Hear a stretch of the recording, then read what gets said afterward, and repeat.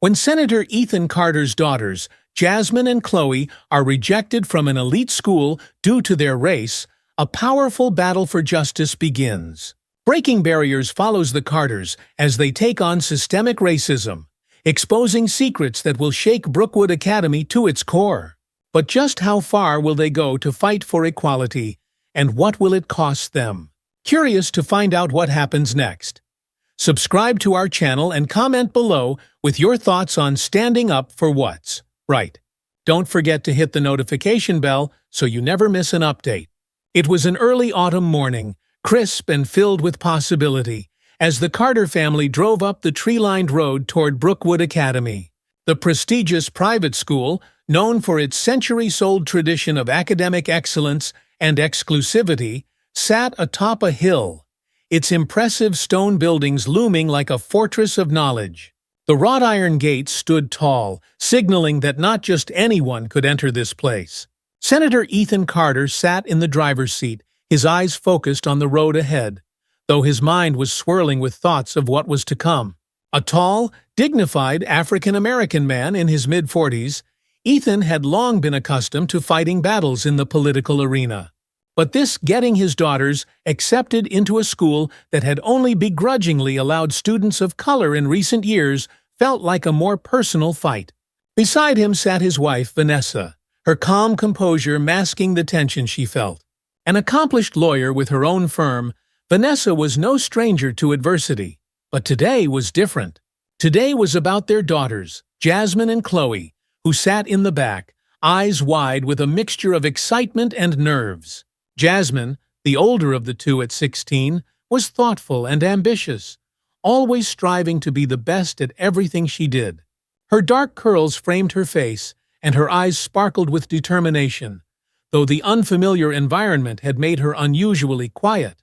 Next to her, 14-year-old Chloe fidgeted with her phone, her normally easygoing nature subdued by the imposing aura of the academy. Both girls wore the navy and white uniforms of Brookwood Academy, their ties perfectly straight and shoes polished, ready to make a good impression. "This is it, girls," Ethan said, his voice steady but filled with emotion. "Brookwood Academy. This is where you'll be making your mark." Jasmine smiled faintly, trying to shake off the butterflies in her stomach. "I hope so, Dad," she said, looking out the window at the sprawling campus. Chloe was less enthusiastic. "It's bigger than I thought," she muttered, her fingers drumming on her lap. "Are we really going to fit in here?" Vanessa turned slightly, her soothing tone cutting through the tension. "You'll fit in because you belong here. You earned this, Chloe. Both of you did." The car came to a stop in front of the main building, an imposing structure with ivy climbing up its walls. Other families, many of whom appeared affluent and predominantly white, were dropping off their children as well. Ethan glanced at Vanessa, and she nodded, understanding the silent exchange between them. They knew what kind of place this was, and they knew the unspoken challenges their daughters would face. As the family stepped out of the car, they were greeted by a few passing glances, some curious, others cold. Vanessa held her head high, her natural grace and confidence setting the tone for the girls. Ethan did the same, though inside he was already preparing for whatever hidden barriers lay ahead. He had fought his whole life for equality, for a world where his daughters wouldn't have to second-guess whether they belonged. But deep down, he knew Brookwood Academy was a microcosm of the larger systemic issues that plagued society. They walked up the stone steps toward the main entrance, where a tall, silver-haired man in a crisp navy suit was waiting. "Mr. Graham," the headmaster, extended his hand to Ethan, his expression cordial but distant. There was something about him, an air of superiority that made Ethan's instincts flare. "Welcome to Brookwood Academy, Senator Carter," Graham said, his tone smooth but laced with a formality that felt practiced. He shook hands with Vanessa as well, barely sparing the girls more than a glance. "And these must be Jasmine and Chloe. We're glad to have you." Jasmine offered a polite smile, and Chloe muttered a soft hello. Ethan noticed that Graham's gaze lingered for just a moment too long, and the faintest hint of disapproval crossed the headmaster's face before it vanished. "Thank you," Ethan replied, his voice firm but measured. "We're excited for the opportunity." "Of course," Graham said, clasping his hands behind his back. "Brookwood prides itself on cultivating excellence. Our standards are exceptionally high, but I'm sure your daughters will do just fine." There it was, an undercurrent of doubt, hidden beneath the veneer of professionalism. Ethan had seen it countless times before. He wasn't just another parent. He was a black man in a position of power, and people like Mr. Graham always found subtle ways to remind him of that. "Well, make sure they exceed your expectations," Vanessa said, her words layered with a quiet defiance that Ethan admired. Graham's smile tightened, but he said nothing as he gestured for them to enter the building. As the Carters walked through the grand wooden doors, the reality of what lay ahead began to sink in. Inside, the hallways were lined with portraits of Brookwood's past headmasters and famous alumni, all of them white, their faces gazing down with an air of superiority.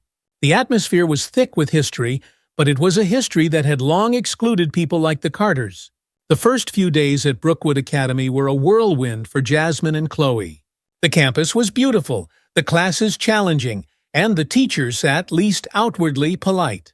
The girls tried their best to settle in, but the feeling of being outsiders never quite left them. Jasmine, being older and more confident, tried to push through the discomfort, throwing herself into her studies with determination.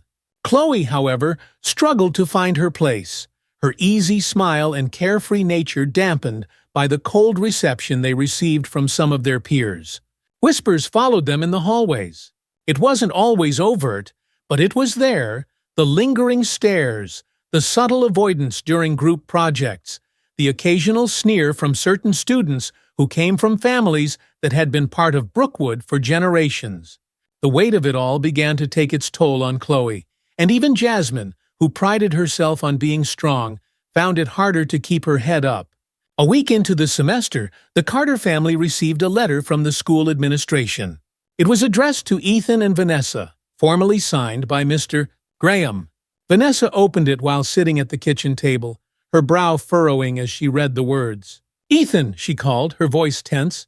Ethan entered the kitchen, sensing something was wrong. "What is it?" Vanessa handed him the letter. "It's from the school." Ethan read the letter, his face growing darker with every line. The letter stated, in bureaucratic language, that after a review of their daughters' applications, the school had determined that Jasmine and Chloe may not be a cultural fit for Brookwood Academy. It was couched in careful wording, but the meaning was clear: they were being asked to leave. Cultural fit? Ethan's voice was incredulous. "What the hell does that even mean?" "They're trying to kick them out," Vanessa said, her voice tight with anger. "They've only been there a week." Ethan slammed the letter down on the table. "This is bullshit. They're using cultural fit as an excuse because Jasmine and Chloe don't look like their idea of a typical Brookwood student." Vanessa crossed her arms, her mind already racing with possible legal angles. "They're hiding behind vague language to justify what's clearly racial discrimination." Jasmine and Chloe, who had been upstairs doing homework, came down at the sound of their parents' raised voices. "What's going on?" Jasmine asked, looking between her mom and dad.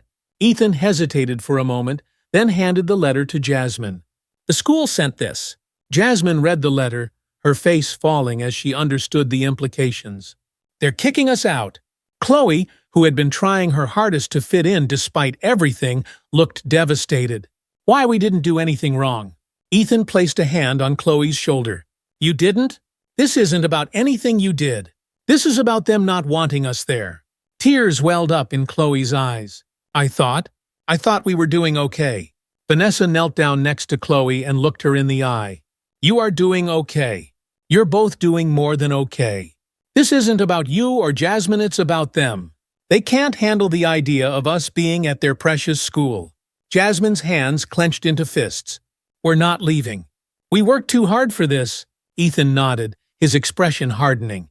"You're damn right we're not leaving. I'm going to make sure of that." The next morning, Ethan was at the school before the sun had fully risen. He wasn't going to let this stand, and he wanted to confront the administration head-on. Brookwood Academy had underestimated him if they thought he would quietly accept their decision. He wasn't just another parent. They were dealing with a senator who had spent his career fighting for justice and equality. "Mr. Graham was surprised to see Ethan walk into his office unannounced, his usually composed demeanor faltering for a moment. Ethan didn't wait for formalities or pleasantries. "We need to talk," Ethan said, his voice low but firm. Graham gestured for him to sit, though his expression remained guarded. "I assume this is about the letter we sent." Ethan didn't sit. "You know exactly what this is about. My daughters have been here for a week, and now you're telling me they're not a cultural fit. That's bullshit, and you know it." Graham sighed, leaning back in his chair. "Mr. Carter, I assure you, this is not a personal matter. Brookwood has always been a selective institution, and we—" "Don't give me that," Ethan cut him off. "This isn't about their academics. This is about the fact that my daughters don't look like the students you're used to." Graham's face tightened. "I understand your frustration, but we have a certain standard here at Brookwood, and we need to ensure that all our students—" "Don't even finish that sentence," Ethan warned. "I'm not here to listen to your excuses. My daughters belong here, and I'm going to make sure they stay. If you're trying to kick them out because they're black, then you better be prepared for a fight." Graham's calm mask cracked slightly, his voice taking on a more defensive tone.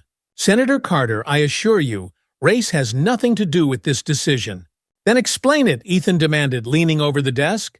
"Explain how two of the top students from their previous school suddenly aren't a good fit for Brookwood. Explain how cultural fit has anything to do with their ability to succeed here."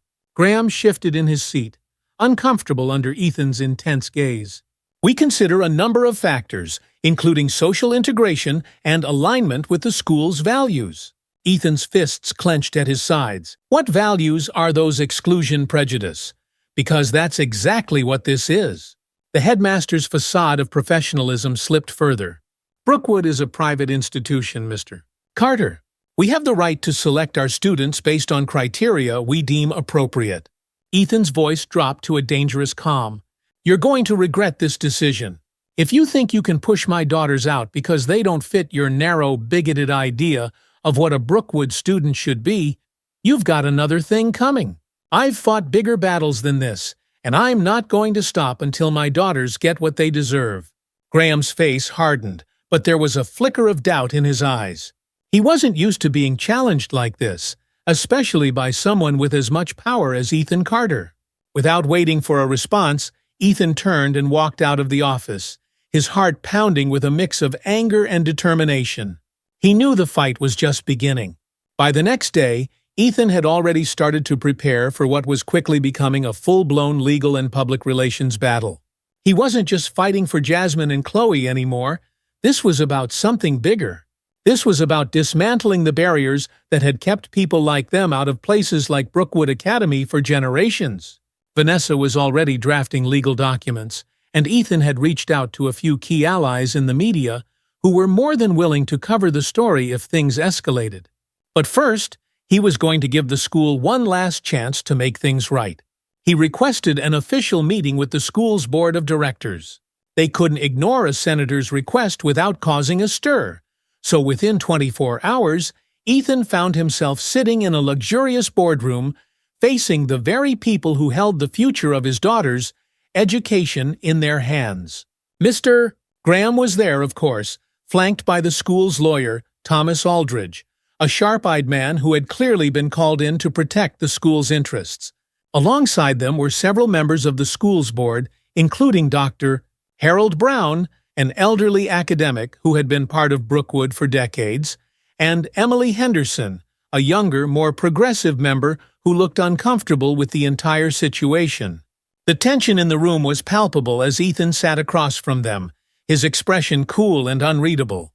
Vanessa sat beside him, her legal expertise at the ready, though this meeting was more about principle than formalities. "Thank you for meeting with me," Ethan said, breaking the silence. His tone was polite but firm, setting the stage for what was clearly not going to be a friendly discussion. "I want to get straight to the point. My daughters were unjustly denied their rightful place at this institution, and I want to understand why." Mr. Graham, trying to maintain his composure, spoke first. "Senator Carter, we've reviewed the situation thoroughly, and as I stated before, this is not a matter of race. Brookwood has certain admission standards, and we have determined that your daughters— Stop! Ethan interrupted, his voice sharp but calm. I don't want to hear any more excuses. We both know what this is really about. You're using cultural fit as a cover for racial bias. My daughters are more than qualified to be here. So explain to me why they're not. The lawyer Aldridge cleared his throat and leaned forward. Mr. Carter, I understand your concerns, but the school's admissions process takes many factors into account, including academic performance, behavioral records, and, yes, social integration. Brookwood has the right to ensure that its students are not only academically capable, but also able to thrive within the school's community. And you're saying my daughters can't thrive here? Ethan challenged, his eyes narrowing. Based on what a week of observation? Or was that decision made the moment they stepped onto this campus? Dr. Brown, who had been silent until now, finally spoke, his voice slow and deliberate. Brookwood has a tradition of excellence, Senator Carter. We take great care to maintain the integrity of our community. Sometimes that means making difficult decisions. Ethan's patience was wearing thin. You mean decisions that ensure your community stays as white and privileged as it's always been. Emily Henderson shifted in her seat, clearly uncomfortable with the direction the conversation was taking. She opened her mouth as if to speak but hesitated, her eyes flicking toward the lawyer. Aldridge spoke again, his voice calm but condescending. Mr. Carter, we're not here to debate the school's admissions policies. We're simply following the guidelines that have been in place for years. Your daughters were given a fair evaluation, and it was determined that they were not given a fair evaluation, Vanessa cut in, her voice sharp and precise. You can't seriously expect us to believe that two academically gifted girls with spotless records and numerous accolades suddenly aren't fit for this school. This is blatant discrimination, and you know it. The room fell into a tense silence. Ethan could feel the board members shifting uncomfortably, but no one spoke up to challenge Vanessa's accusation. They all knew the truth, even if they weren't willing to admit it. Ethan leaned forward, his voice low but firm. I'm giving you one last chance. You can either do the right thing and admit my daughters, or we can take this public. Believe me, I have the resources and the platform to make sure everyone knows exactly what's going on at Brookwood Academy. Graham's face flushed slightly, and for the first time, Ethan saw a crack in his composure. The headmaster glanced at Aldridge, who gave a barely perceptible nod. Well, take your concerns under advisement, Aldridge said smoothly. But I must remind you, this is a private institution. We are not required to admit anyone who does not align with our— That's all I needed to hear, Ethan said, standing abruptly. He had given them their chance, and they had made their choice. As Ethan and Vanessa left the boardroom, the tension in the room remained thick. The battle lines had been drawn, and now it was time to fight. The next day, Ethan sat in his home office, staring at his computer screen. In front of him was the script for a video he had been working on all night. It was short, to the point, and designed to go viral. Jasmine and Chloe sat on the couch nearby, still reeling from the events of the past few days. They hadn't expected their new school to be easy, but they also hadn't expected this kind of rejection.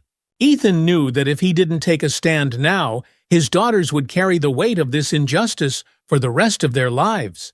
Vanessa entered the room, her phone buzzing with messages from the legal team.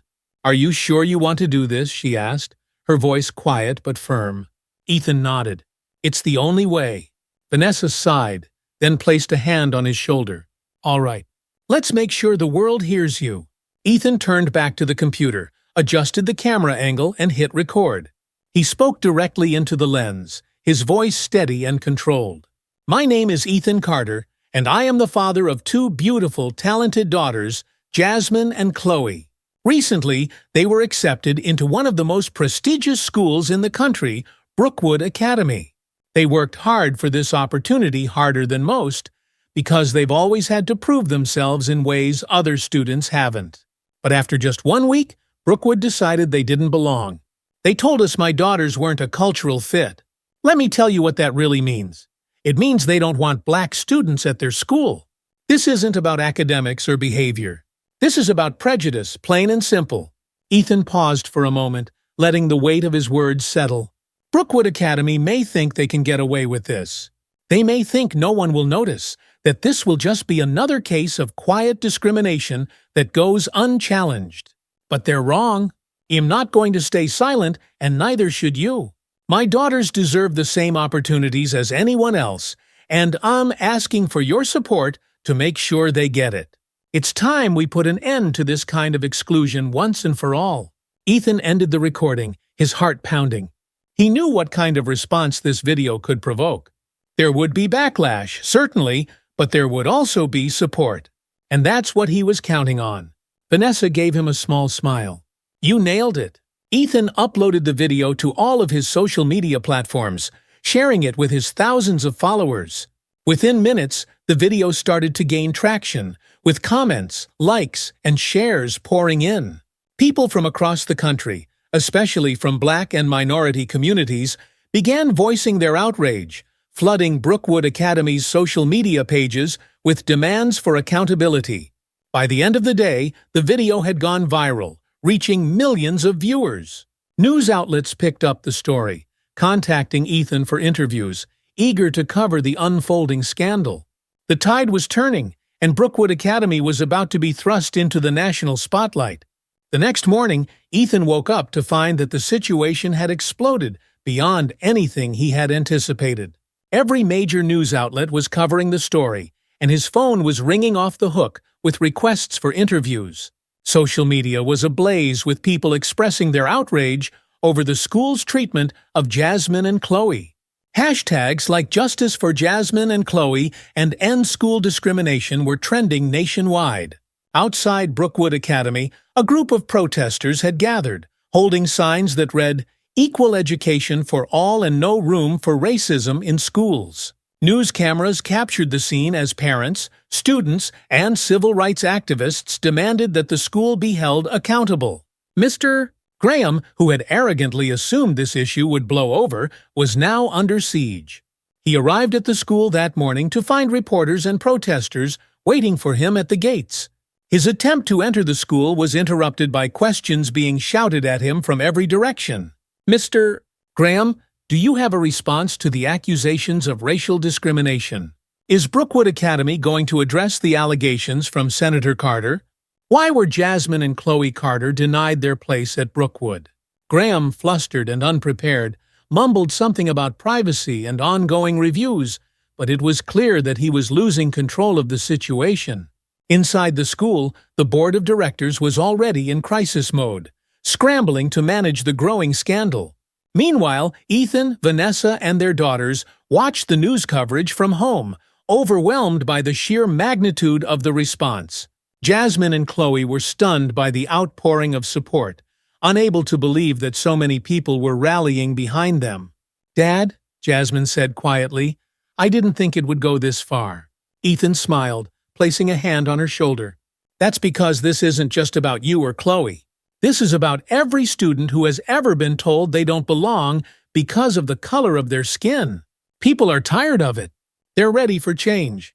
Chloe, still processing everything, asked softly, "What happens now?"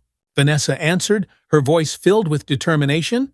"Now we fight, and we're not going to stop until things change, not just for you two, but for every child who's ever been denied what they deserve." The media coverage continued to escalate, with Brookwood Academy now facing a full-blown public relations disaster. Calls from angry parents and concerned donors flooded the school's offices, demanding answers and threatening to pull their funding if the school didn't take immediate action to rectify the situation. At the same time, civil rights organizations began to organize, planning nationwide protests and boycotts against institutions with histories of discriminatory practices. Brookwood Academy had unknowingly become the symbol of a much larger movement, and the pressure on the school's leadership was mounting. As the protests outside the school grew larger, the board of directors called an emergency meeting to discuss how to handle the situation. Mr. Graham, who had been the face of the school for years, was now seen as a liability. Several board members, including Emily Henderson, argued that the school needed to take responsibility and admit Jasmine and Chloe immediately. Others, however, were resistant, afraid that doing so would set a precedent that could threaten Brookwood's long-standing traditions. The meeting ended in a deadlock, with no clear solution in sight. But one thing was certain: Brookwood Academy was no longer in control of the narrative. The battle had just begun, and the Carters were ready for whatever came next. As the story of the Carters' rejection spread like wildfire, Brookwood Academy found itself struggling to contain the damage. The administration, caught off guard by the overwhelming public response, began to implement damage control tactics. Unwilling to admit fault, they doubled down on their previous stance by quietly launching a counter-narrative, attempting to discredit Jasmine and Chloe's qualifications. At first, the school released a vague public statement that reiterated their commitment to maintaining high standards and academic integrity. It carefully avoided mentioning race, but insisted that their admissions process was holistic and based on a wide range of factors, including character and social fit. Ethan and Vanessa immediately saw through the language. It was another attempt to mask the real issue behind layers of euphemisms. But the school's attempts to control the situation didn't stop there. Soon after the statement was released, anonymous sources likely connected to the school began to spread rumors about Jasmine and Chloe online. Questions about their academic performance and behavior at their previous schools surfaced, implying that they may not have been as deserving of their initial acceptance as the Carters had claimed. Jasmine, who prided herself on her academic excellence, was devastated when she saw the comments circulating on social media. One particular post stood out, falsely suggesting that she had been involved in disciplinary issues, which was entirely untrue. "Mom, look at this," Jasmine said, her voice trembling as she handed Vanessa her phone. The screen displayed a post claiming that Jasmine had been trouble at her last school, though no specifics were given. Vanessa's expression darkened as she read the post. "This is slander," she muttered, her jaw clenched. "They're trying to drag your reputation through the mud because they know they can't win on merit." Ethan, who had been listening from the doorway, stepped into the room.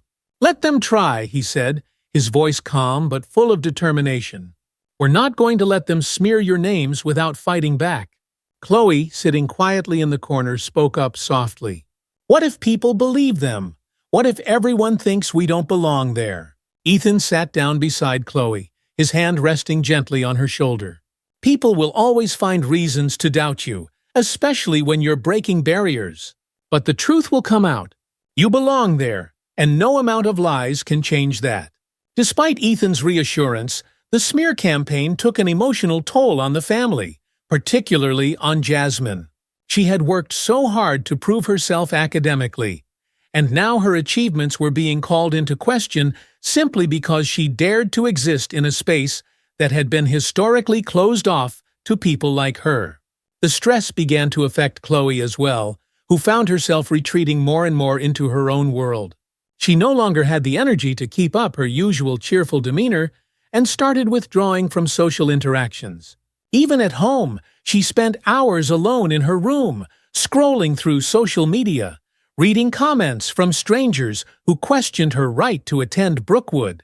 Ethan and Vanessa noticed the shift in their daughter's behavior, and it broke their hearts. They had anticipated that the fight would be tough, but seeing the toll it was taking on their children was harder than they had imagined. The school, however, had no intention of backing down. Behind the scenes, Brookwood's headmaster, Mr. Graham, and the board of directors were meeting frequently with their legal team, determined to weather the storm. The more pressure the Carters applied, the more determined the school became to defend its decision. They were playing a long game, hoping that public attention would eventually die down and that the Carters' fight would fizzle out. But Ethan wasn't about to let that happen. As the legal battle with Brookwood Academy escalated, the pressure at home began to take a toll on the Carter family's relationships. Ethan had thrown himself into the fight, spending long hours strategizing with his legal team, giving interviews, and working with civil rights organizations to amplify their cause. Every waking moment, it seemed, was spent on the battle with Brookwood. Vanessa, while equally dedicated to the cause, had her own professional obligations to manage. Her law firm was in the middle of several high-profile cases, and balancing her work with the emotional strain of the lawsuit was becoming increasingly difficult. She began to feel as though she was being pulled in 1,000 different directions, with no time to focus on her family's emotional needs. One evening, after a particularly long day of meetings and phone calls, Ethan came home to find Vanessa sitting at the kitchen table, her face buried in her hands. Jasmine and Chloe were upstairs, unusually quiet. It had been weeks since the media storm had started, and the emotional weight of it all was bearing down on every member of the family. "We can't keep going like this," Vanessa said, her voice muffled by her hands. "We're falling apart."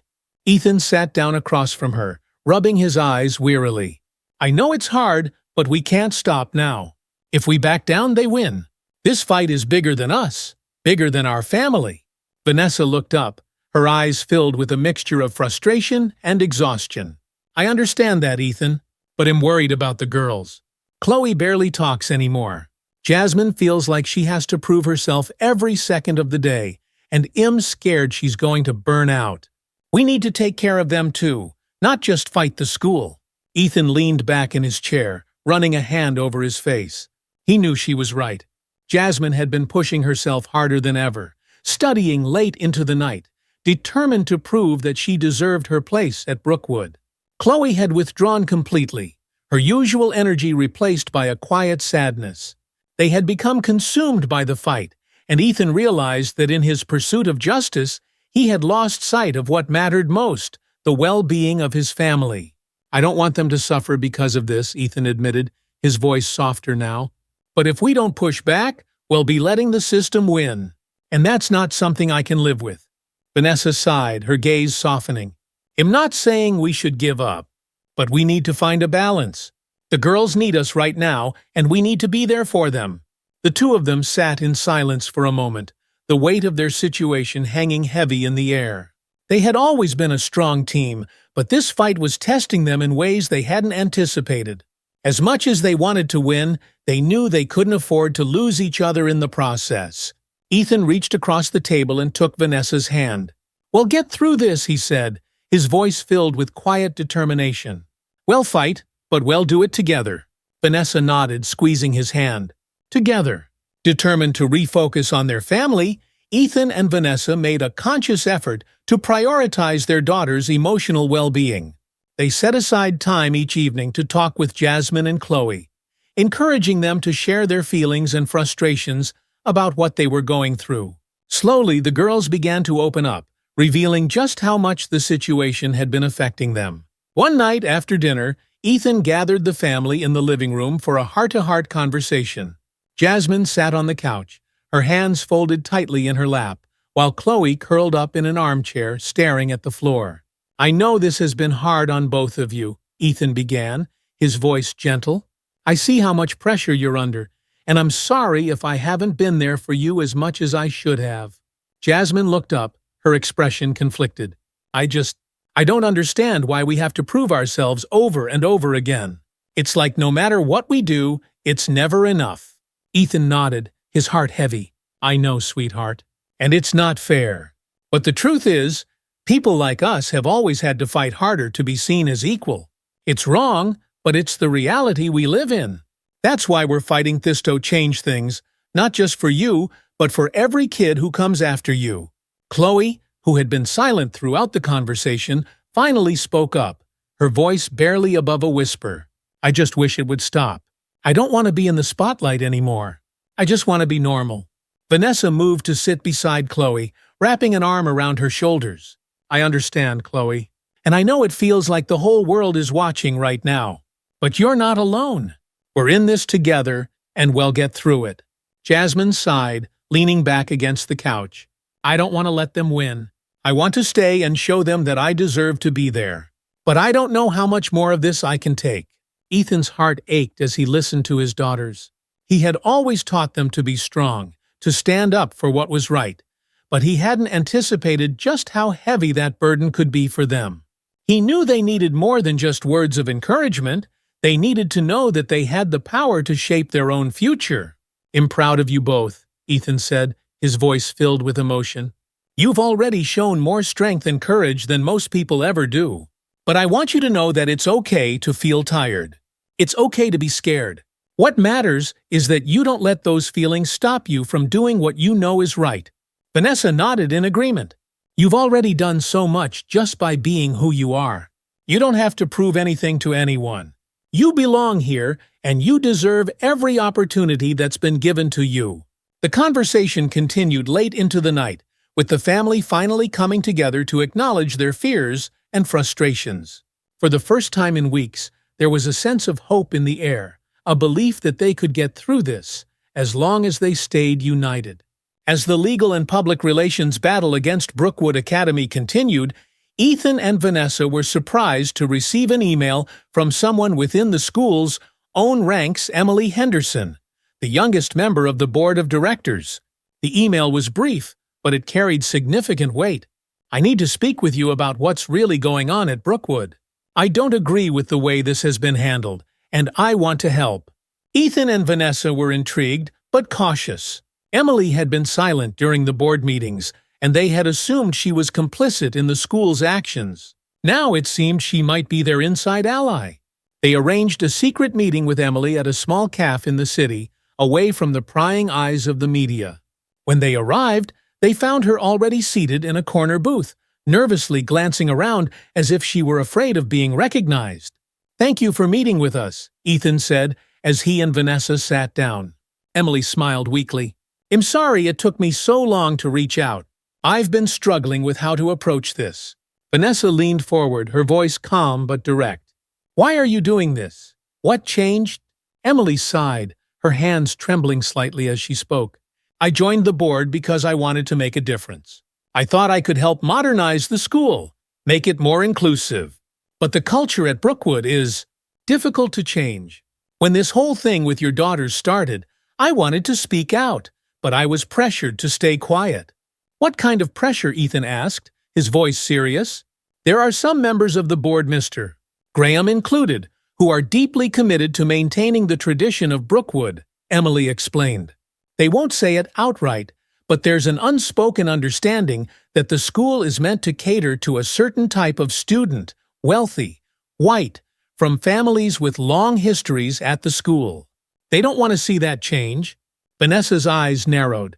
"And what about Jasmine and Chloe? Why were they singled out?" Emily hesitated for a moment, glancing around nervously before lowering her voice. "After the admissions committee reviewed their applications, there were private discussions about whether they would fit in socially. There was concern that admitting two high-profile students, particularly the daughters of a black senator, would upset some of the more conservative parents and donors. They didn't want to risk alienating their base." Ethan's fists clenched under the table, anger simmering just beneath the surface. "So this really was about race?" Emily nodded, her expression filled with regret. "I'm afraid so. But there's more. I have access to internal communications emails between Mr. Graham and certain board members that show they were planning to quietly push your daughters out from the moment they arrived. I can get you those emails?" Vanessa and Ethan exchanged a look, realizing the significance of what Emily was offering. With those emails, they would have irrefutable evidence of Brookwood's discriminatory practices, enough to not only win their case, but to expose the school's entrenched racism to the world. "Well, take whatever you have," Vanessa said, her voice firm. "But you need to be sure about this. If you go public with this information, there will be consequences." Emily nodded, her expression resolute. "I know. But I can't stay silent anymore. This isn't the school I wanted to be a part of, and I refuse to be complicit in what they're doing. Your daughters deserve better. All students do." Ethan reached across the table and shook her hand, his voice filled with gratitude. "Thank you, Emily. You're doing the right thing." As they left the cafe, Vanessa turned to Ethan, her eyes filled with hope. "This could change everything." Ethan nodded, a sense of renewed determination flooding through him. "Now we fight." With the damning emails provided by Emily Henderson, the Carter family was ready to escalate the fight. The emails revealed a clear intent by Brookwood's administration to exclude Jasmine and Chloe based on racial bias, framed in coded language that hinted at the need to maintain the school's cultural identity. These documents were more than enough evidence to take legal action. and Vanessa, as both a mother and a lawyer, knew exactly how to leverage them.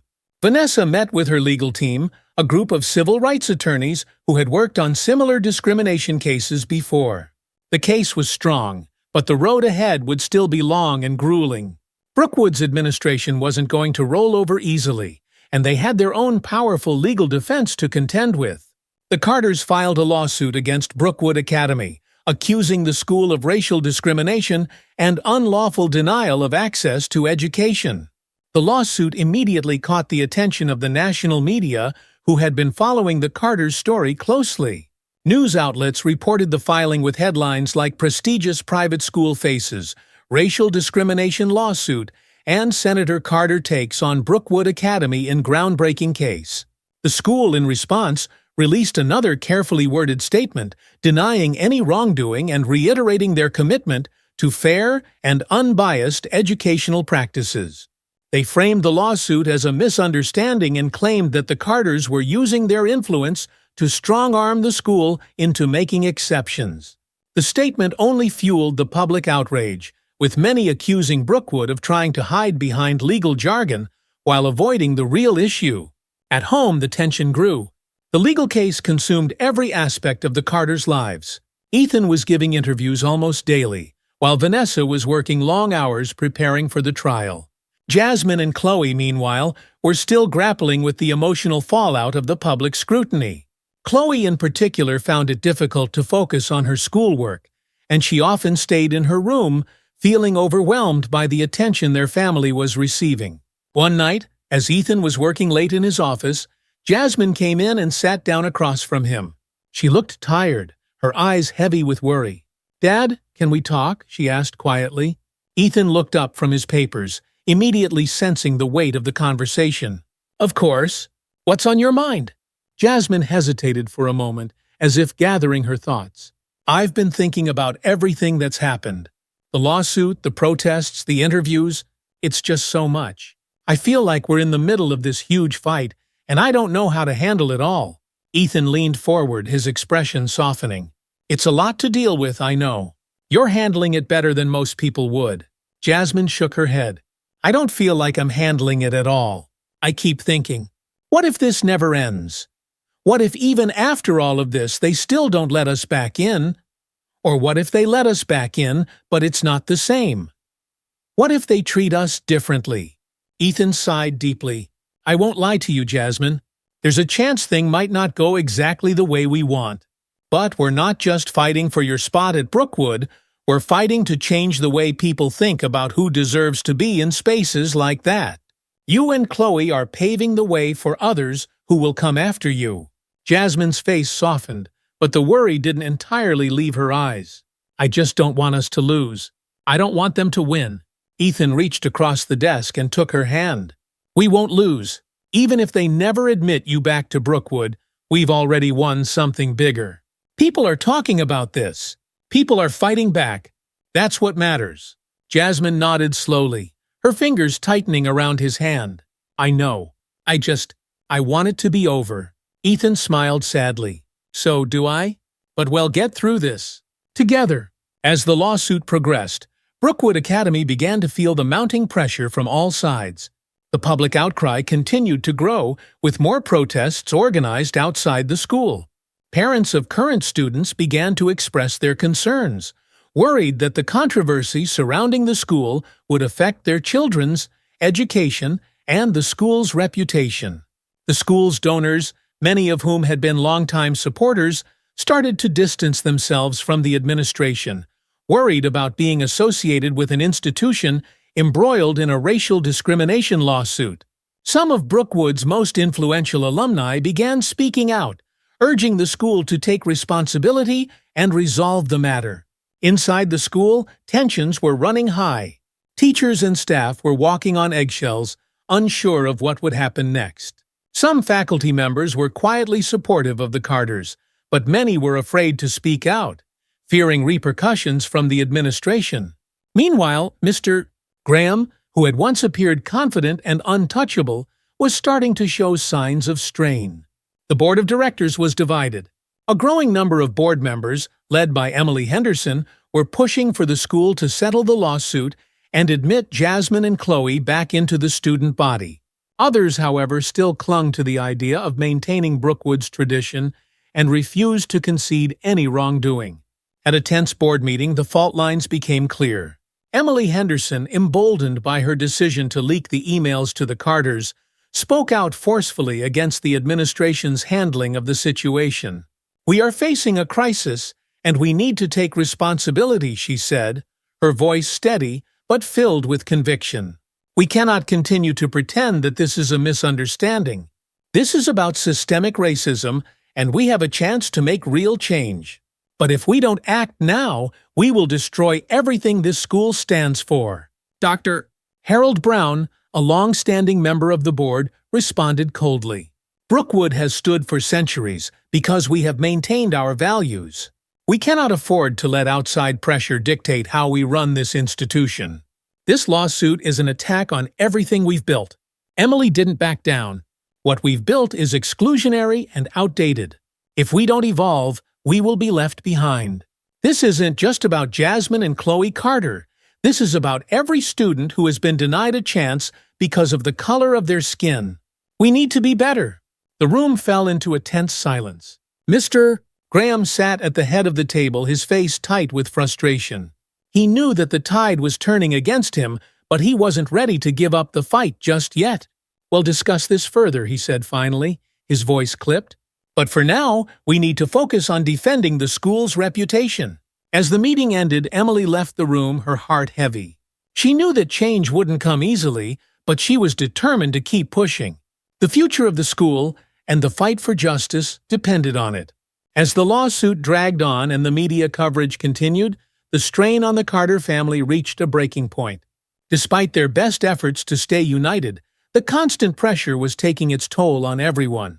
Ethan and Vanessa were both exhausted emotionally, mentally, and physically.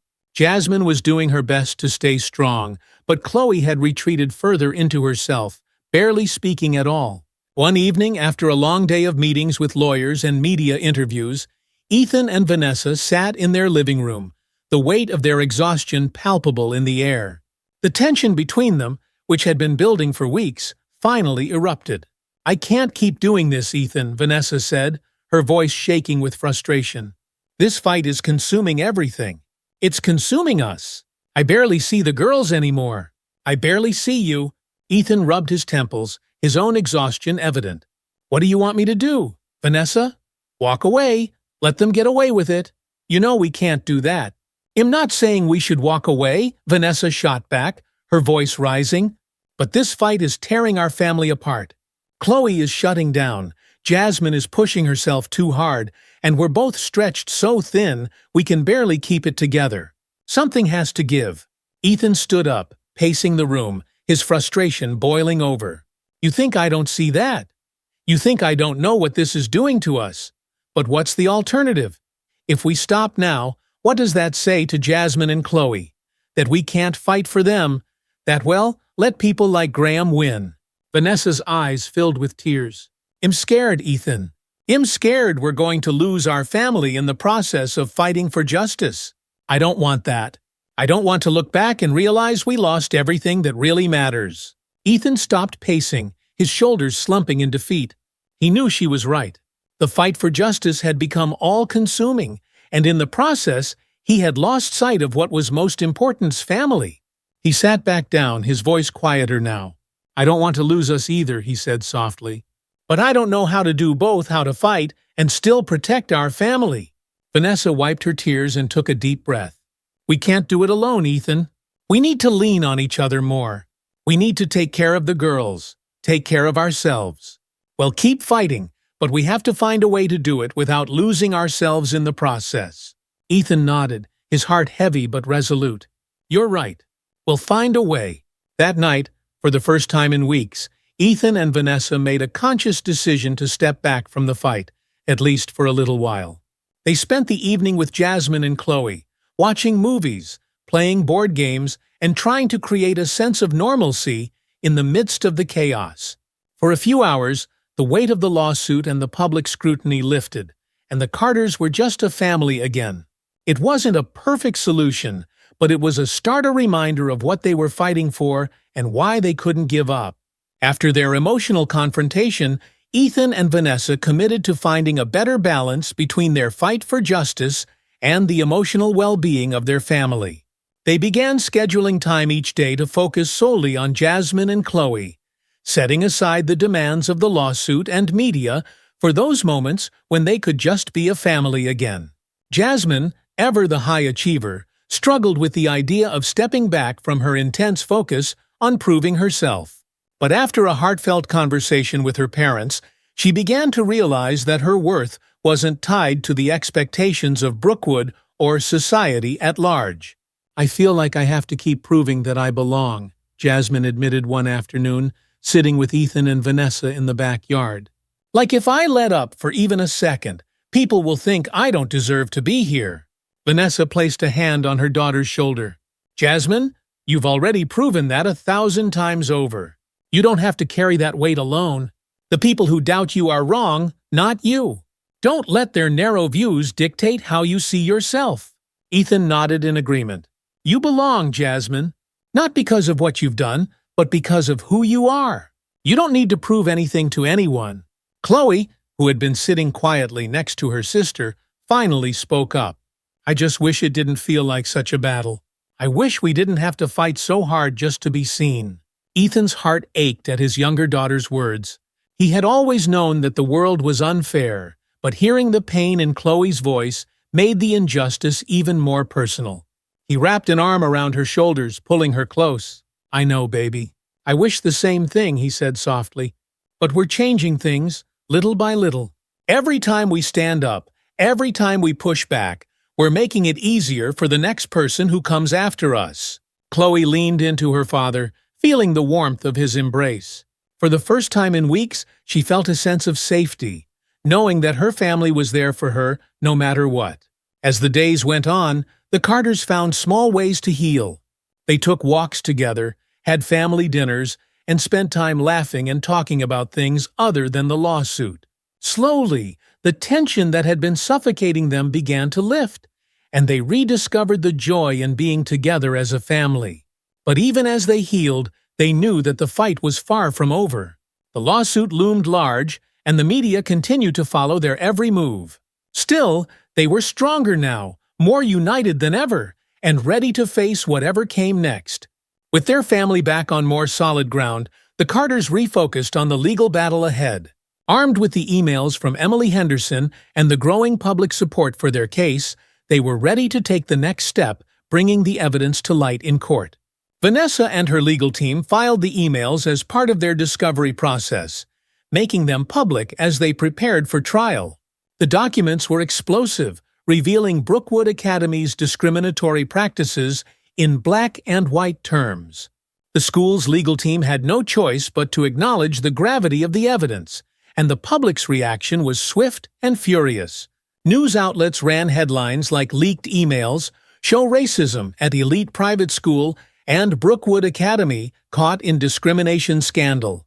Social media erupted with calls for the resignation of Mr. Graham and other school leaders, and the pressure on the school's administration intensified. Protests outside the school grew larger, with civil rights groups joining forces to demand accountability. Parents of current students began to withdraw their children from the school, unwilling to be associated with an institution tainted by racism. Donors, too, started pulling their funding, threatening Brookwood's financial stability. Mr. Graham, who had once seemed untouchable, was now on the verge of losing everything. Inside the school, teachers and staff were growing increasingly uneasy, and whispers of a potential leadership change were circulating. The school board, divided for weeks, was now leaning toward taking drastic action to save the school's reputation. At a pivotal board meeting, Emily Henderson made her case once again. "We can't continue to ignore this," she said, her voice firm but measured. "The evidence is clear. We need to admit fault, settle the lawsuit, and start making real changes. If we don't, Brookwood won't survive." The other board members, who had been reluctant to take such a step, finally seemed to understand the gravity of the situation. Even Dr. Harold Brown, who had staunchly defended the school's traditional values, remained silent, his resistance worn down by the undeniable truth. As the board voted to settle the lawsuit and initiate a complete overhaul of the school's admissions policies, the tide had officially turned. Brookwood Academy would never be the same again. In the weeks following the board's decision to settle the lawsuit, Brookwood Academy underwent a dramatic transformation. The first and most significant change came with the resignation of Mr. Graham, who was quietly removed from his position as headmaster. Publicly, the school framed it as a retirement, but everyone knew the truth. He had been forced out in disgrace. The board appointed Professor Emily Henderson as interim headmistress, a clear sign that the school was serious about reform. Her first act was to hold a series of town hall meetings with parents, students, and faculty to discuss the changes that were coming. She made it clear that Brookwood was committed to rebuilding its reputation by creating a more inclusive and equitable environment. Jasmine and Chloe, who had been following the developments closely, were invited back to Brookwood as part of the settlement. But it wasn't just about getting them back into the school, it was about making sure the changes were real and lasting. "I want to make sure this isn't just a PR move," Jasmine said during a family discussion. "I don't want to go back to a school that's only pretending to change." Vanessa nodded. "Well, make sure of that. Well, hold them accountable." Chloe, who had been quieter throughout the process, finally spoke up. "I want to go back, but I want it to be different. I want to feel like we belong." Ethan smiled softly at his daughters. "You will. You've earned your place, and you'll help shape the future of that school." As Brookwood implemented new policies, revising its admissions criteria, creating diversity and inclusion programs, and recruiting students from a wider range of backgrounds, Jasmine and Chloe became part of a new chapter in the school's history. They returned to Brookwood not just as students, but as symbols of change. The internal struggle within the school wasn't over, though. There were still those who resisted the changes, parents and alumni who clung to the old ways. But the tide had shifted, and Brookwood was on a path to becoming a more inclusive institution. For the Carters, the journey had been long and difficult, but they had emerged stronger, both as a family and as advocates for justice. They had fought not just for their daughters, but for every student who had ever been denied a seat at the table. As the court date approached, the anticipation weighed heavily on the Carter family.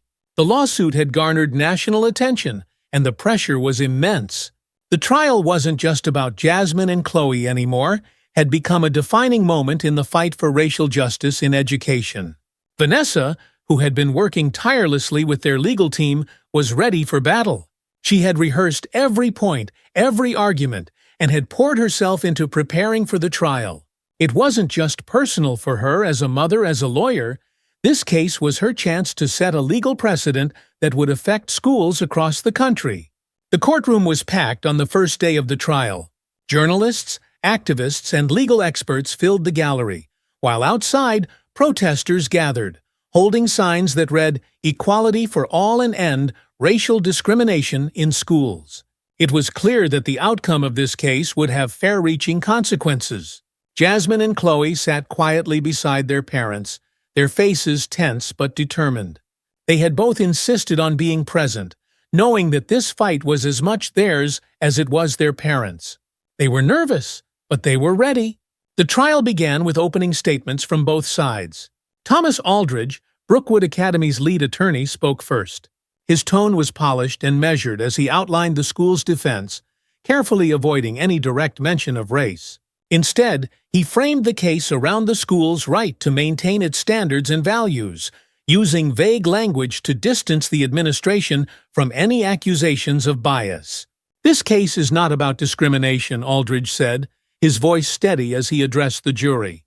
"This case is about the right of a private institution to make decisions based on a holistic evaluation of each student." Brookwood Academy has, for decades, prided itself on creating a balanced and inclusive environment. The plaintiff's accusations are based on misinterpretation and personal grievance, not fact. Vanessa sat quietly, her face unreadable. She had expected Brookwood's legal team to sidestep the real issue and cloak their discrimination in the guise of academic standards. When it was her turn to speak, Vanessa rose, her presence commanding. She addressed the court with the same intensity she had brought to every legal battle of her career. But this time, there was something deeper, a mother's fierce resolve to protect her children. This case, Vanessa began, her voice clear and strong, is not about academic standards or maintaining school values. It's about race. It's about exclusion. It's about a system that has long operated under the guise of neutrality while quietly upholding practices designed to keep people like my daughters out. The evidence will show that Brookwood Academy did not reject Jasmine and Chloe Carter because they failed to meet academic requirements. They were rejected because they did not fit into the school's narrow definition of who belongs. Vanessa's words hung in the air as the courtroom fell silent, the weight of her accusations sinking in. Over the next several days, the trial unfolded with testimony from both sides. The Carters' legal team presented the leaked emails from Emily Henderson, which clearly revealed the discriminatory conversations between Brookwood's headmaster and the admissions committee. The emails showed how phrases like cultural fit and maintaining our identity were used to justify the exclusion of students of color. Emily Henderson herself took the stand, testifying about the discussions she had witnessed during her time on the board. Her testimony was a turning point in the trial. She described in detail how Mr. Graham had led the effort to push out Jasmine and Chloe, fearing backlash from wealthy conservative donors. "I joined Brookwood's board to help modernize the school," Emily said, her voice steady but emotional. "But I quickly realized that the administration was more interested in maintaining the status quo than in promoting diversity and inclusion." When Jasmine and Chloe Carter were admitted, there were immediate concerns about how their presence would fit with the school's existing community. These concerns had nothing to do with their academic qualifications and everything to do with their race. Outrage tried to discredit Emily's testimony, suggesting that she was biased because of her progressive views, but it was clear that her words had struck a chord. The jury listened intently, and the mood in the courtroom shifted. After weeks of testimony, cross-examinations, and arguments from both sides, the trial reached its final day. The tension in the courtroom was palpable as the jury prepared to deliver their verdict. The Carters sat together, their hands intertwined, bracing for whatever was to come. The jury foreman stood and addressed the court. In the case of Carter versus Brookwood Academy, we, the jury, find in favor of the plaintiffs. There was a collective gasp in the courtroom as the words sank in. The Carters had won. Tears filled Vanessa's eyes as she squeezed Ethan's hand. Jasmine and Chloe, who had remained stoic throughout the trial, finally let out the breath they had been holding. It was over. They had won. The jury found that Brookwood Academy had indeed engaged in discriminatory practices and had violated Jasmine and Chloe's right to an equal education. The school was ordered to pay damages to the Carters, but more importantly, they were required to make immediate changes to their admissions policies, ensuring that no student would ever again be rejected based on race. The media erupted with the news. Headlines declared the Carters' victory as a landmark case in the fight against racial discrimination in private education. Civil rights groups hailed the decision as a major step forward, and parents across the country began to look more closely at the policies of their children's schools. Outside the courthouse, a large crowd had gathered. Supporters cheered as the Carter family emerged, holding their heads high. Ethan addressed the crowd, his voice filled with pride and emotion. "This victory is not just for my daughters," Ethan said, his voice carrying over the noise of the crowd. "This is for every student who has ever been told they don't belong because of the color of their skin.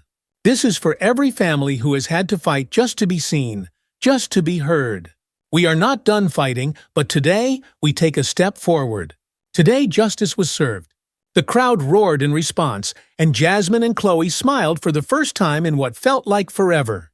They had fought hard, and now they could finally begin to heal. In the wake of the verdict, Brookwood Academy faced a reckoning unlike anything it had experienced in its long history. The school's reputation had been severely damaged by the trial, and Mr. Graham's resignation was not enough to stem the tide of criticism. Under the leadership of Emily Henderson, who had been appointed as the new headmistress following the verdict, Brookwood began to make the changes mandated by the court. Emily wasted no time in overhauling the admissions process, removing the vague cultural fit criteria that had been used to discriminate against students of color. In its place, she implemented new policies designed to ensure transparency and fairness, with a focus on promoting diversity and inclusion. But it wasn't just the admissions process that needed reform. Brookwood's culture had to change as well. Emily worked with faculty and students to create programs that would foster a more inclusive environment, where all students, regardless of race, felt welcome and valued. She introduced workshops on racial bias and privilege, brought in guest speakers from diverse backgrounds, and encouraged open discussions about race and equity. For some members of the Brookwood community, these changes were long overdue.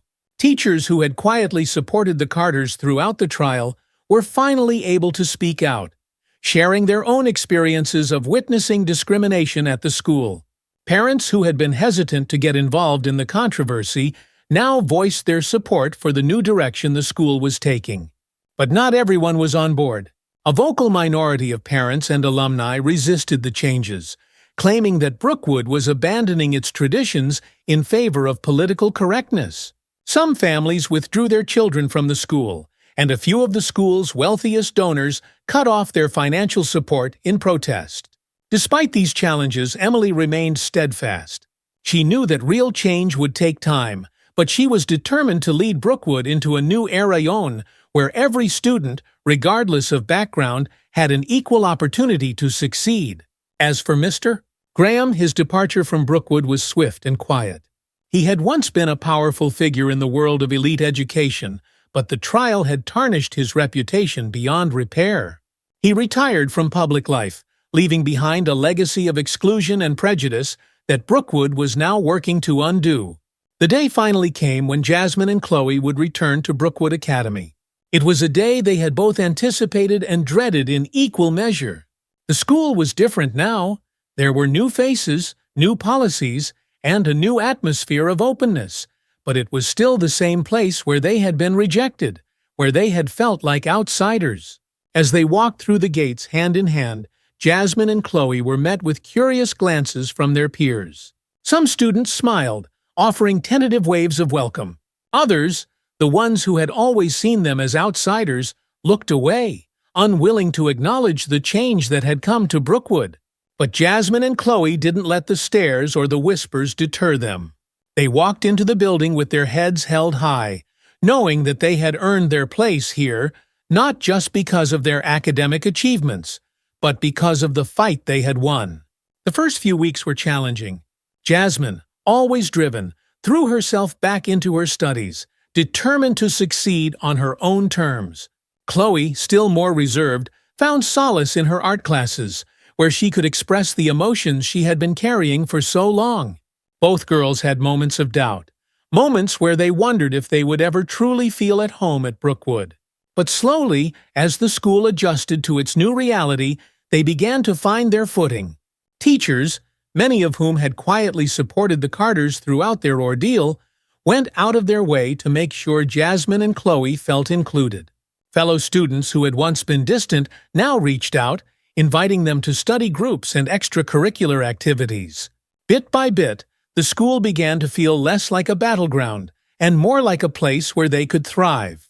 One afternoon, as Jasmine and Chloe were leaving school, they stopped by the newly created Diversity and Inclusion Office, which had been established as part of the school's reforms. Inside, they saw a group of younger students, Black, Latino, Asian, gathered around a table, discussing ideas for a new student-led initiative to promote equity at Brookwood. Jasmine smiled as she watched them. She turned to Chloe, her voice filled with quiet pride. "This is why we fought. So they wouldn't have to." Chloe nodded, her eyes softening. "Yeah, we did it." As they walked out of the building, the sun setting behind them, the weight of the past year finally began to lift. They had faced unimaginable challenges, but they had emerged stronger, not just for themselves, but for the students who would come after them. Months after the trial, Ethan sat in his office, reflecting on the journey his family had been through. The fight had been long and grueling, but they had won. And while the victory in court had been important, it was the deeper, more personal victories that meant the most to him. He thought about Jasmine and Chloe, how they had grown into strong, resilient young women over the course of the battle. He thought about Vanessa, who had fought alongside him every step of the way, balancing her roles as lawyer, mother, and advocate with grace and determination. He thought about the moments when it had seemed like they might lose everything, but somehow they had found the strength to keep going. As a senator, Ethan had always believed in the power of the law to bring about change.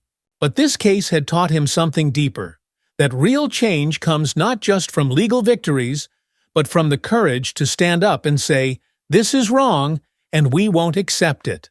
He knew that their fight wasn't over. The issues they had faced at Brookwood were just a small part of the larger system of inequality that permeated society. But their victory had shown that change was possible, that the system could be challenged, and that families like his could make a difference. Ethan leaned back in his chair, a sense of peace settling over him. For the first time in a long while, he felt hopeful. They had won one battle, but there were many more to fight. And with his family by his side, he was ready for whatever came next. The Carter family's victory in court had sent shockwaves through the country, igniting conversations about racial inequality and systemic discrimination in education. The case had become a touchstone for civil rights activists, educators, and families who had experienced similar discrimination in other schools. It wasn't long before other institutions began to face scrutiny, with families stepping forward to challenge discriminatory practices at private and public schools alike. The Carter case had not only reshaped Brookwood Academy, but it had also sparked a movement. Across social media, hashtags like Justice for All Students and Equal Education for All trended for weeks, with thousands of people sharing their stories of exclusion and discrimination. Civil rights organizations used the momentum to push for new policies that would address racial disparities in schools nationwide. Ethan, who had always been a vocal advocate for equal rights, was now thrust into the national spotlight. As a senator, his platform had expanded, and he used it to champion legislative reform aimed at dismantling systemic barriers in education. He proposed a bill that would mandate stricter oversight of private school admissions processes, ensuring transparency and preventing discrimination based on race, socioeconomic status, or other factors. "This is just the beginning," Ethan said during a televised interview, his voice resolute. "We've taken a step forward, but we have a long way to go. Every child deserves an equal opportunity to succeed, no matter where they come from or what they look like. We won't stop fighting until that's a reality." The bill gained traction in Congress, with bipartisan support from lawmakers who recognized the importance of addressing inequality in education. Ethan found himself working closely with civil rights leaders, community organizers, and fellow politicians to build a coalition that would push the bill forward. Meanwhile, Vanessa was also making an impact. As a high-profile lawyer with expertise in discrimination cases, she became a sought-after speaker at conferences and legal forums where she discussed the implications of the Carter case and the need for ongoing legal reform. She received invitations to speak at law schools where students were eager to learn from her experience and insight. "I've always believed that the law is a tool for justice," Vanessa said during one such event. "But it's only as powerful as the people who wield it. We have to keep pushing, keep fighting, and keep using the law to hold institutions accountable." The Carter case wasn't just a win for my family, it was a win for every family that has ever faced discrimination. For Jasmine and Chloe, the ripple effect of their case was deeply personal. They began receiving messages from students all over the country, many of whom shared their own experiences of feeling like outsiders in predominantly white institutions. Jasmine, in particular, felt a responsibility to respond to these messages, offering words of encouragement and solidarity. One day, Jasmine received a letter from a young girl in Texas who had been rejected from a prestigious private school under similar circumstances. The girl wrote about how she had been told she didn't fit the culture of the school, despite her academic qualifications. She had felt defeated, But after reading about the Carter case, she decided to fight back. "Your story gave me the courage to stand up for myself," the girl wrote. "Thank you for showing me that I deserve a place at the table, no matter what anyone says." Jasmine was moved to tears as she read the letter. She realized that their fight hadn't just been for themselves, it had been for every student who had ever been told they didn't belong. And now, those students were finding their voices and pushing back against the system. At Brookwood Academy, the changes initiated by Emily Henderson continued to transform the school. With new policies in place, the admissions process became more transparent, and the focus shifted toward building a truly inclusive community. The school's Diversity and Inclusion Office, created in the wake of the lawsuit, became a central hub for student-led initiatives aimed at promoting equity and addressing bias. One of the first major changes was the formation of a student advisory board, which included representatives from different racial, cultural, and socioeconomic backgrounds. Jasmine and Chloe were invited to join the board, and while they were initially hesitant, they saw it as an opportunity to help shape the future of Brookwood. The first meeting of the advisory board was filled with nervous energy as students from different grades and backgrounds gathered to discuss their visions for the school. Jasmine, who had always been more outspoken, took the lead, while Chloe offered her quiet but insightful input. "We need to make sure that the changes we're making aren't just on paper," Jasmine said during the meeting. "It's not enough to change the admissions process, we need to change the way people think. We need to create a culture where everyone feels like they belong, no matter who they are." The other students nodded in agreement, and soon the conversation flowed freely, with ideas for workshops, cultural events, and mentorship programs aimed at fostering understanding and unity within the student body. Under Emily's leadership, Brookwood also began reaching out to communities that had been historically underrepresented at the school. They partnered with local organizations to recruit students from diverse backgrounds and provided scholarships to ensure that financial barriers wouldn't prevent deserving students from attending. Emily herself worked tirelessly to rebuild trust within the Brookwood community. She held regular town hall meetings with parents and faculty, where she addressed concerns and shared updates on the school's progress. She made it clear that Brookwood was committed to becoming a leader in educational equity. And while some parents remained resistant, the majority embraced the changes. One afternoon, as Jasmine and Chloe were leaving school, they stopped to talk with Emily, who was walking across the campus. "You've both done so much to help make these changes happen," Emily said, her voice warm with admiration. "Brookwood is better because of you." Jasmine smiled, feeling a sense of pride. "It wasn't just us. A lot of people fought to make this happen." "True," Emily replied, "but you were the spark that ignited the change." As Jasmine and Chloe walked away, they reflected on how far they had come. They had once felt like outsiders, unsure of their place at Brookwood, but now they were part of something much bigger, a movement toward a more just and inclusive future. While Brookwood Academy was undergoing a transformation, the Carter family was focused on rebuilding trust, both within their own family and in the community. The emotional toll of the lawsuit and the public scrutiny had been immense, but now that the battle was behind them, they were beginning to heal. Ethan and Vanessa, who had always been a strong team, took time to reconnect with each other and with their daughters. They made a conscious effort to spend more time together as a family, away from the pressures of their respective careers. Weekend trips, family dinners, and quiet evenings at home became a regular part of their routine. For Jasmine and Chloe, the process of rebuilding trust within themselves was more personal. The past year had tested their resilience, but it had also taught them important lessons about their own strength and the power of their voices. Jasmine, who had always felt the need to prove herself academically, began to let go of the idea that her worth was tied to her achievements.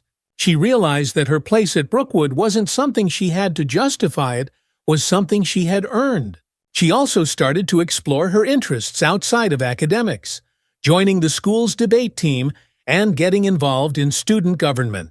Chloe, who had struggled with anxiety and self-doubt, found solace in her art. She began to use her creativity as an outlet for her emotions, expressing through painting and drawing what she couldn't always put into words. Her art teacher noticed her talent and encouraged her to showcase her work in the school's annual art exhibit. "I didn't think anyone would want to see my stuff," Chloe admitted one afternoon as she showed her parents one of her latest paintings. Vanessa smiled, admiring the vibrant colors and intricate details of Chloe's work. "Your art is beautiful, Chloe. You have a gift, and the world deserves to see it." With her parents' encouragement, Chloe agreed to submit her work to the exhibit. On the day of the event, as students and parents wandered through the gallery, Chloe watched nervously from the sidelines, unsure of how her art would be received. But as people stopped to admire her paintings, offering compliments, and asking about her process, she felt a sense of validation she hadn't expected. One of the visitors to the exhibit was Professor Reynolds, the board member who had supported the changes at Brookwood. He paused in front of one of Chloe's paintings, studying it carefully. "This is remarkable," he said, turning to Chloe with a smile. "You have a real talent." Chloe blushed, feeling both proud and shy at the same time. "Thank you. It means a lot." As the evening went on, Chloe realized that she had found her place not just as a student at Brookwood, but as an artist with a voice of her own. The Carter family had been through a storm, but they had come out stronger on the other side. With the lawsuit behind them and Brookwood Academy on a new path, they were ready to focus on what mattered most to each other. One summer evening, the family gathered in their backyard for a barbecue, a tradition they had started before the chaos of the lawsuit had consumed their lives. The smell of grilled food filled the air as they laughed and talked, enjoying the simple pleasure of being together. Jasmine and Chloe sat on the patio, reminiscing about their first day at Brookwood and how much had changed since then. "I never thought we'd get through all of that," Jasmine said, sipping lemonade. "But here we are." Chloe nodded, her eyes softening. "I'm glad we didn't give up. It was hard, but we made it." Ethan joined them, holding a plate of burgers and hot dogs. He smiled at his daughters, pride radiating from him. "You two are the strongest people I know. You fought for what was right, and you made a difference." Vanessa, carrying a bowl of salad, sat down beside Ethan. She placed a hand on his arm, her expression filled with love and gratitude. "We all made a difference, and we did it together." As the sun set, casting a warm glow over the backyard, the Carters sat around the table eating and laughing. The weight of the past year finally lifted. They knew that there would always be challenges ahead, but they were ready to face them together. That night, as Jasmine and Chloe sat outside, looking up at the stars, they reflected on how far they had come. They had been tested in ways they never could have imagined, but they had emerged stronger, more confident, and more certain of their place in the world. "I think we're going to be okay," Chloe said softly, her gaze fixed on the sky. Jasmine smiled, her heart full. "Yeah, we're going to be just fine." Months after the lawsuit had ended, the Carter family continued to move forward, both personally and professionally. Ethan's proposed bill on educational reform was gaining momentum in Congress, with support from lawmakers across the political spectrum. The bill aimed to establish nationwide guidelines for private school admissions, ensuring that no student would be discriminated against based on race, socioeconomic status, or background. On the day of the vote, Ethan stood in the Senate chamber, addressing his colleagues with the same passion that had driven him throughout the Brookwood case. "This bill is about fairness," he said, his voice steady but powerful. "It's about giving every child a fair shot at success. It's about ensuring that no student is ever told they don't belong because of the color of their skin. We've come a long way, but we still have work to do. And it starts here, with this bill." As the vote was cast, the bill passed with overwhelming support, marking a major victory in the fight for educational equity. Ethan, standing in the Senate chamber, allowed himself a moment of quiet pride. The fight was far from over, but this was a step in the right direction. Meanwhile, Vanessa continued to work on cases related to racial discrimination, using her platform to advocate for families facing similar challenges. She became a mentor to young lawyers, sharing her knowledge and experience to help them navigate the complexities of civil rights law. For Jasmine and Chloe, life at Brookwood had settled into a new normal. They continued to thrive academically, But they also made time for the things they loved: debating, painting, and building friendships with students from all walks of life.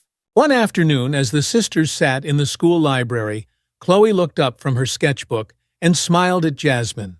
"Do you ever think about what would have happened if we hadn't fought back?" Chloe asked. Jasmine thought for a moment, then shook her head. "I don't like to think about that. What matters is that we did fight.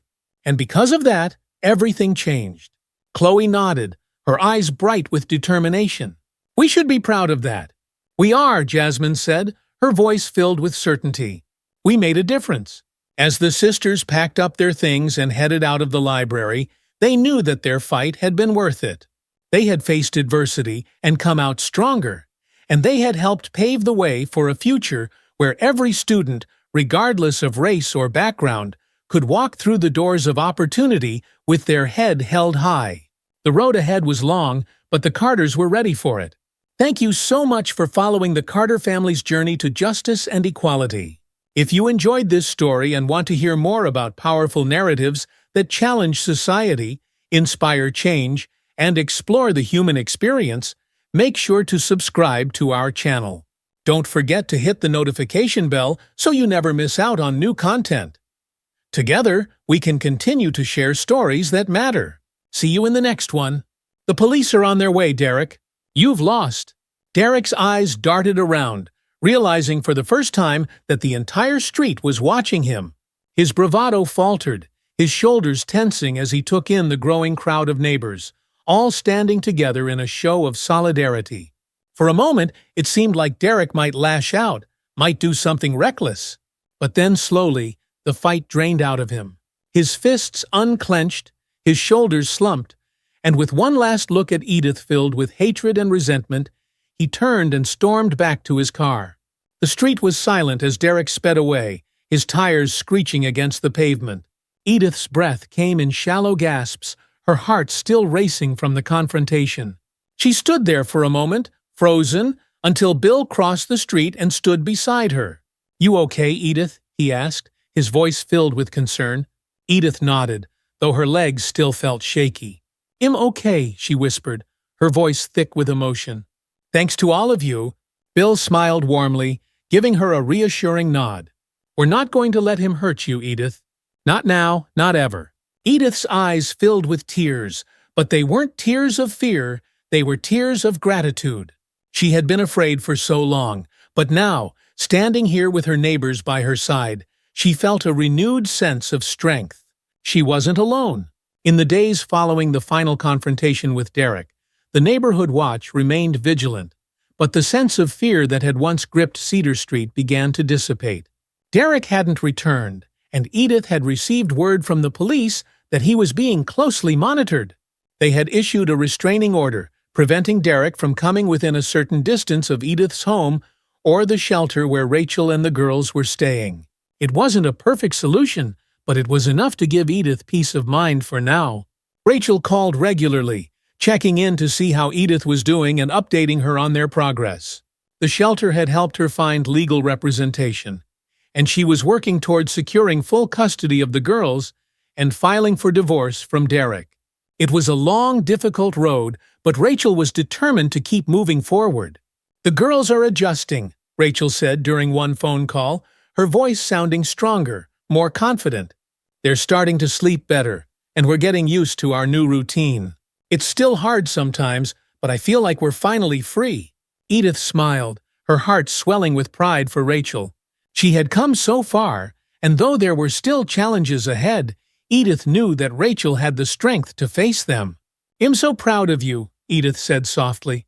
"You're doing such a good job, Rachel. You and the girls are going to be just fine." Rachel hesitated for a moment, then her voice softened. "We couldn't have done it without you, Edith. You saved us. I'll never be able to thank you enough for everything you've done." Tears welled in Edith's eyes, and she wiped them away with a smile. "You're family now, Rachel, and family takes care of each other." As Edith hung up the phone, a sense of calm settled over her. She had faced her fears, stood up to Derek, and helped Rachel and the girls escape a dangerous situation. It hadn't been easy, but it had been worth it. Her home, once a place of quiet solitude, had become a symbol of strength and resilience. And her neighbor's son, strangers, had become a community, united by a shared sense of purpose. Life on Cedar Street would never be the same again, but that was okay. Because now it is filled with hope, connection, and the promise of a better future. Edith smiled as she stepped out into her garden, the late afternoon sun casting a warm glow over the roses. She knelt down, her hands gently tending to the flowers, feeling the cool earth beneath her fingertips. There was still work to be done, but now she knew she wasn't doing it alone. In the weeks that followed Derek's final confrontation, a new sense of peace settled over Cedar Street. The neighborhood watch remained vigilant, but the need for constant worry had lessened as Derek's presence faded from their lives. He hadn't returned, and the restraining order kept him at a safe distance from Edith's home and from the shelter where Rachel and the girls were living. Edith found herself breathing easier with each passing day, the weight of fear slowly lifting from her shoulders. One crisp autumn morning, as Edith was pruning her roses, she heard the familiar ring of her phone from inside the house. She wiped her hands on her gardening apron and hurried to answer it, her heart lifting when she saw Rachel's name on the caller ID. "Rachel, it's so good to hear from you," Edith said, a smile spreading across her face as she held the phone to her ear. "Hi, Edith," Rachel replied, her voice filled with warmth. "I hope I'm not interrupting anything." "Not at all, dear. Just tending to the garden. How are you and the girls doing?" Rachel let out a small sigh, though it was one of relief rather than stress. "We're doing really well, actually. The girls are starting to settle in at school, and they're making new friends. We've been staying at the shelter for a while now, but I've been working with a caseworker. And, well, we found a place. It's a small apartment, but it's ours."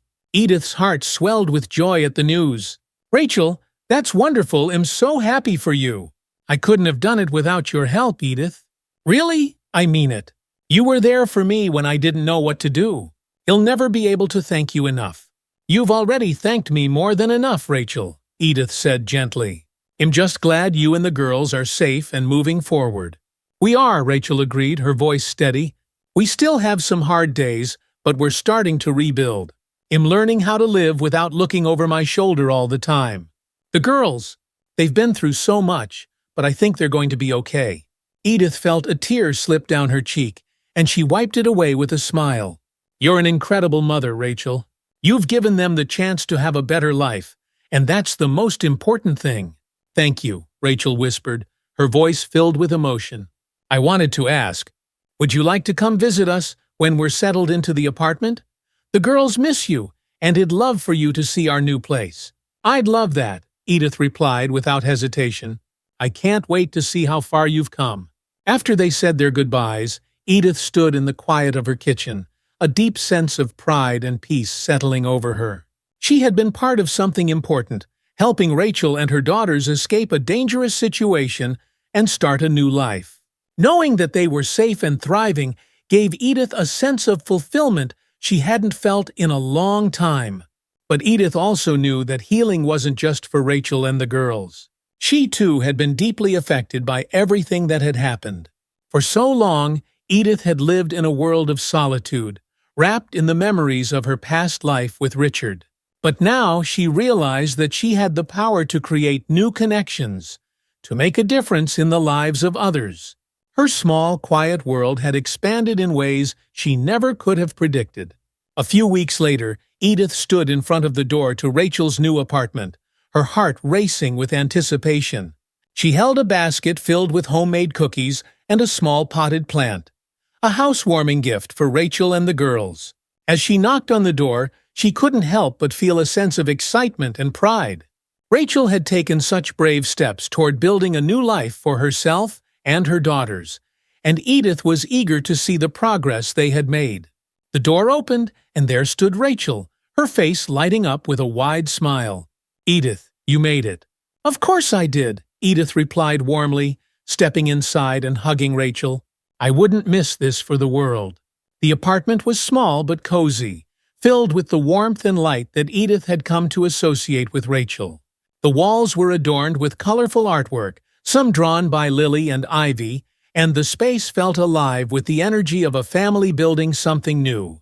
Edith smiled as she took it all in, her heart swelling with pride for Rachel's resilience. "Look who's here!" Rachel called out. And moments later, Lily and Ivy came bounding into the room, their faces bright with excitement. "Grandma Edith!" they exclaimed in unison, rushing toward her and wrapping their arms around her. Edith laughed, bending down to hug the girls. "Oh, my dears, it's so good to see you." "We missed you," Ivy said, her voice small but filled with warmth. "Can you stay for dinner?" "I wouldn't dream of leaving before dinner," Edith replied, her heart swelling with affection for the girls. As they settled into the living room, Rachel brought out a pot of tea, and the four of them spent the afternoon catching up, laughing, and sharing stories. The girls proudly showed Edith their artwork, and Rachel talked about how they were adjusting to their new school and making friends. "They're doing so well," Rachel said, her voice filled with relief and pride. "I wasn't sure how they would handle all the changes, but they've been so strong. I'm so proud of them." "You should be proud of yourself too," Edith said gently. "You've created a safe, loving home for them." "That's everything." Rachel smiled, her eyes glistening with tears of gratitude. "I still can't believe we made it. There were times when I thought we'd never get out, but now we have a chance at a real life." As the afternoon turned into evening, the conversation grew deeper, and Edith and Rachel found themselves reflecting on everything that had happened over the past few months. There had been so much pain, fear, and uncertainty, but now there was also hope. They had made it through the storm, and now they were standing on the other side, ready to rebuild their lives. "I never thought I'd feel free," Rachel admitted quietly, her voice heavy with emotion. "But now I wake up every morning knowing that I'm safe, that my girls are safe. And that's everything." Edith reached out and took Rachel's hand, squeezing it gently. "You deserve this peace, Rachel. You and the girls deserve all the happiness in the world." Rachel nodded, her eyes filled with gratitude. "And you deserve it too, Edith. You've been through so much yourself. You've given us a new start, and I hope you know how much that means to me."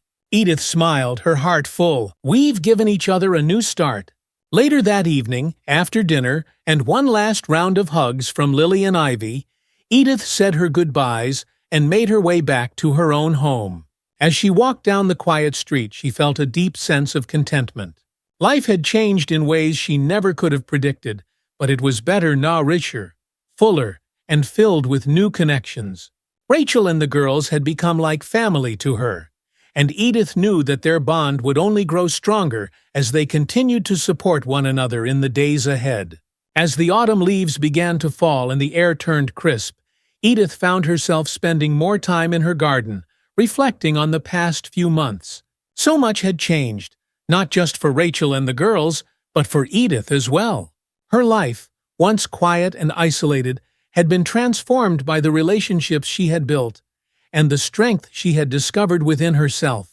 But with that transformation came a deeper understanding of the weight she had been carrying for so long: grief, the loneliness, the sense of being left behind. Richard's death had left a hole in Edith's life, one that she had tried to fill with routine and solitude. But now, with Rachel and the girls in her life, Edith realized that she didn't have to carry that weight alone anymore. One afternoon, as Edith sat in the garden with a cup of tea, she found herself thinking about Richard. She missed him every day, missed his laugh, his warmth, the way he had always made her feel safe and loved. But for the first time in a long time, Edith felt a sense of peace when she thought of him, peace in knowing that he would have been proud of her for everything she had done to help Rachel and the girls. As she sipped her tea, Edith decided it was time to visit Richard's grave. She hadn't been in a while, and she felt a strong pull to go to tell him about everything that had happened, about the new life she had found after all these years. The next day, Edith drove to the cemetery where Richard was buried. The drive was quiet, the fall colors painting the landscape in shades of gold and red. When she arrived, Edith made her way to Richard's headstone, a small smile on her face as she placed a bouquet of fresh roses at his grave. "Hello, love," she said softly, her voice filled with affection. "It's been a while, but I've been busy. I have so much to tell you." For the next hour, Edith sat by Richard's grave, telling him about Rachel, about the girls, about everything that had happened since they had moved into the neighborhood. She talked about how she had found new strength within herself, how she had made new friends, and how she had learned that it was never too late to make a difference in someone's life. "I think you'd be proud of me," she whispered, her voice thick with emotion. "I know I've still got a lot of life left to live, and I'm going to make the most of it. I'll carry your love with me, always." As Edith stood to leave, she felt a deep sense of peace settle over her. She knew that Richard was still with her, in spirit, and that his love would continue to guide her in the days ahead. She wasn't alone. Not anymore. As the winter holidays approached, Cedar Street came alive with the warm glow of twinkling lights and the festive spirit of the season. Edith, who had once dreaded the long, lonely winter months, now found herself filled with a sense of anticipation and joy. The neighborhood had changed so much in the past few months, and Edith felt more connected to her community than ever before. Rachel and the girls had invited Edith to spend Christmas with them in their new apartment, and Edith had gladly accepted. It was a far cry from the quiet, solitary holidays she had spent in years past, and she was looking forward to celebrating with people she cared about. On Christmas Eve, Edith arrived at Rachel's apartment with a basket full of gifts and homemade treats. The girls greeted her at the door, their faces bright with excitement, and Edith couldn't help but laugh as they pulled her inside. "We've been waiting for you," Lily exclaimed, her eyes sparkling with joy. "Mom made hot chocolate." Edith's heart swelled with affection as she followed the girls into the cozy living room where Rachel was waiting with a warm smile. The apartment was decorated with twinkling lights and a small Christmas tree, and the air was filled with the comforting scent of cinnamon and pine. "Welcome, Edith," Rachel said, hugging her tightly. "We're so glad you're here." "I wouldn't want to be anywhere else," Edith replied, her voice full of warmth. As they sat together by the fire, sipping hot chocolate and exchanging stories, Edith felt a deep sense of contentment. This was what she had been missing for so long, a sense of connection, of belonging, of family. The evening passed in a blur of laughter, conversation, and warmth. The girls opened their presents with wide-eyed excitement, and Edith marveled at how far they had come since the dark days of living under Derek's control. They were happy, healthy, and full of life, and Edith knew that Rachel had done an incredible job of creating a safe, loving home for them. Later that night, after the girls had gone to bed, Rachel and Edith sat together by the fire, reflecting on everything that had happened over the past year. "It feels like a lifetime ago," Rachel said quietly, her eyes focused on the flickering flames. "Sometimes I still can't believe we made it out." "But we did." "You did," Edith corrected gently. "You found the strength to leave, and now you and the girls have a bright future ahead of you." Rachel smiled, her eyes glistening with gratitude. "I couldn't have done it without you, Edith. You were there when I needed someone the most, and I'll never forget that." Edith reached out and took Rachel's hand, squeezing it gently. "We've been there for each other, and we'll keep being there, no matter what comes next." As they sat together in the quiet of the night, Edith felt a deep sense of peace settling over her. The storm was over, and now it was time to move forward to embrace the future with open arms, knowing that they had all found the strength to survive and thrive. And in that moment, Edith knew that everything would be all right. Thank you for following along with Edith's emotional and inspiring journey. If you found this story moving or relatable, make sure to hit that subscribe button so you don't miss out on more powerful stories like this. We'll be bringing you more heartwarming tales of resilience, community, and the strength of the human spirit. And don't forget to click the notification bell so you'll always be the first to know when new content is available. We value your feedback, so if you enjoyed this story, leave a like and share your thoughts in the comments below. Thank you for being part of our storytelling community, and stay tuned for more stories that remind us all that no matter how hard things get, we are never truly alone.